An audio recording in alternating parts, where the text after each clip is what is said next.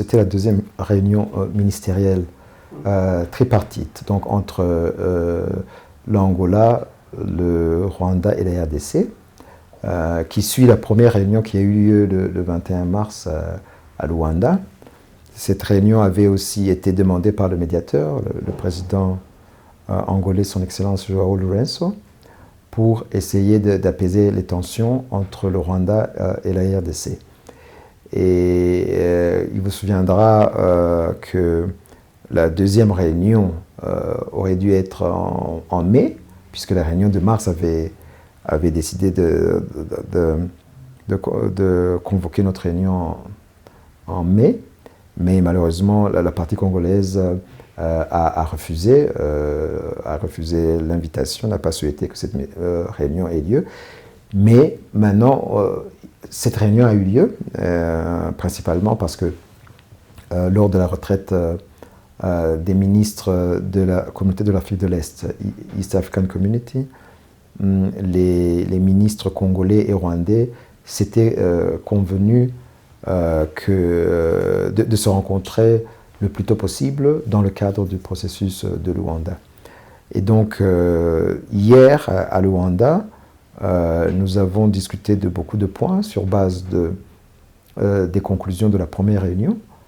Et on s'est mis d'accord sur un cessez-le-feu entre les parties en conflit, qui doit entrer en vigueur le dimanche 4 août à minuit, heure locale. Et ce cessez-le-feu sera supervisé par un mécanisme ad hoc qui est dirigé par l'Angola, mais qui est renforcé par des experts du renseignement des trois pays pour bien sûr superviser la mise en œuvre de ce cessez-le-feu. Et plus tard, les experts se rencontreront pour discuter d'autres points pour essayer d'amener une solution durable à l'est de la RDC. Oui, le processus de Luanda, c'était un processus entre États, entre le Rwanda et la RDC pour essayer d'abaisser les tensions. Mais ce n'est pas l'origine ou bien la cause de ce problème. Parce que c'est plutôt la conséquence. C'est la conséquence de la crise à l'est de la RDC. Puisque cette crise affecte le Rwanda. Puisque cette région est frontalière au Rwanda. Et il y a dans cette région les FDLR, les génocidaires FDLR, qui non seulement n'ont pas été désarmés, il vous souviendra qu'ils sont au Congo depuis le génocide perpétré contre les Tutsis, puisque la plupart d'entre eux ont participé à ce génocide.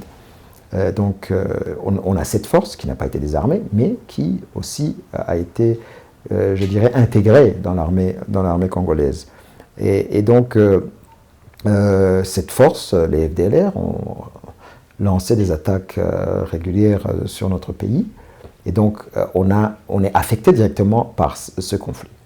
Et puis, il y a donc ce problème sécuritaire. Mais il y a aussi un problème humanitaire où on a plus de 100 000 réfugiés congolais, qui sont généralement des Congolais d'expression kinyarwanda, qui ont fui la guerre et la persécution à l'est de la RDC. Et puis ensuite, les accusations incessantes du Congo. Donc, c'est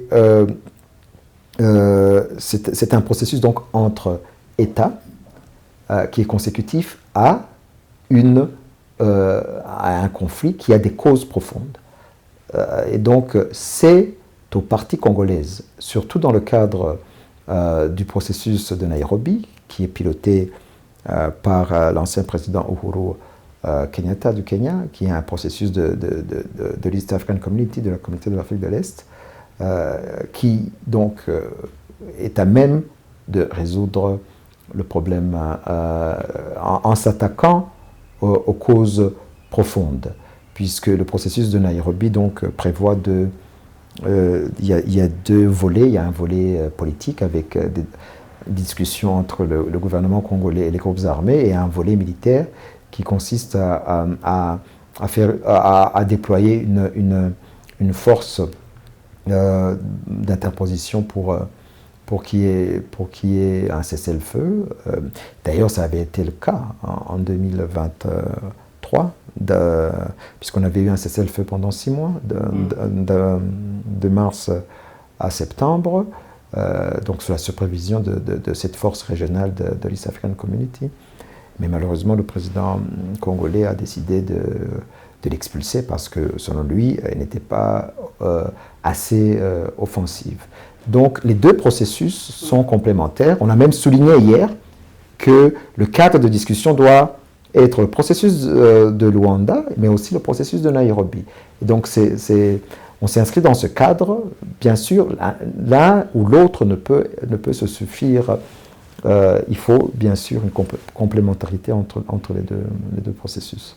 L'idée même, l'origine même de ce processus, l'une des causes, c'est plutôt ces accusations incessantes de la RDC, des accusations presque quotidiennes. Mais maintenant, ce qu'il faut faire, c'est d'essayer non seulement de régler les problèmes entre le Rwanda et la RDC de bonne foi, et de notre côté on le fait, mais aussi de s'assurer que le mal soit adressé à la racine. C'est pour ça que nous estimons, et d'ailleurs cela a été souligné non seulement par la première réunion ministérielle, mais aussi hier par la deuxième réunion ministérielle, que qu'il faut un apaisement entre les deux pays, qu'il faut mettre fin au discours de haine et qu'il faut mettre fin à des attaques verbales, puisqu'on est dans un processus, je dirais, positif, de normalisation. Le simple fait qu'on s'assoie à une même table pendant 12 heures en discutant de notre problème est une indication qu'il y a de la bonne volonté. Donc, on ne peut pas avoir cette bonne volonté, mais que, parallèlement, il y ait une continuation d'attaques dans les médias, sur les réseaux sociaux, par les autorités congolaises contre le Rwanda. Puisque ce qu'on veut, c'est résoudre nos problèmes, et le Rwanda y est pleinement engagé.